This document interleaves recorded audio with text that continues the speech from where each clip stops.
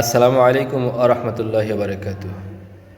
জোহরের নামাজ আর আসরের নামাজ আদায় করলে কি কি লাভবান হবেন দুনিয়াতে, আর না পড়লে দুনিয়া এবং পরকালে কতটুকু ক্ষতি হবেন, ক্ষতি আপনার হবে, আজকের আলোচনার বিষয়ে।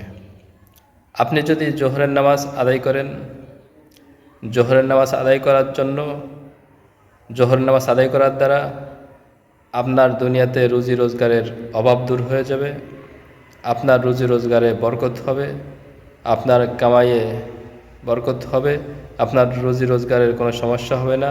আল্লাহ তাআলা আসমানি থেকে আপনার রুজি রোজগারের ব্যবস্থা করে দিবেন। সুবহানাল্লাহ। আর জোহরের নামাজ যদি আদায় না করেন, তাহলে এই রুজি রোজগার আপনি করবেন, অনেক কষ্ট করে করে অর্থ সম্পদের মালিক হবেন, কিন্তু তাতে বরকত থাকবে না।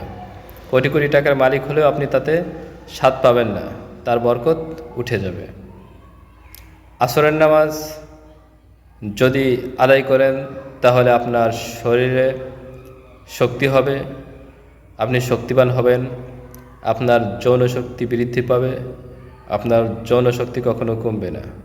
আর আপনি যদি আসরের নামাজ ছেড়ে দেন, তাহলে আপনার শরীরের শক্তি কমে যাবে, যৌন শক্তি কমে যাবে, নিজেকে আপনার অতি অল্প সময়ে নিজেকে বিরুদ্ধ বিরুদ্ধ ভাব মনে হবে, নিজেকে বিরুদ্ধ মনে হবে, নিজের ভিতরে কোনো সৌন্দর্যতা পাবেন না, মনে হবে যে আপনি নিজেই খুব অসুস্থ হয়ে পড়ছেন, বুড়ো হয়ে গিয়েছেন, এরকম একটা ভাব আসবে।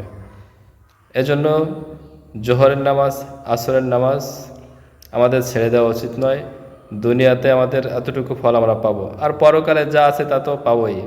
এজন্য আমাদেরকে 5 ওয়াক্ত নামাজই ঠিকমতো আদায় করতে হবে। জোহর এবং আসরের ফায়দা বললাম, আগামীকাল মাগরিব এবং এশার ফজিলত বলবো, ফায়দা বলবো, এবং পরদিন ফজরের ওয়াক্তের কথা বলা হবে ইনশাআল্লাহ।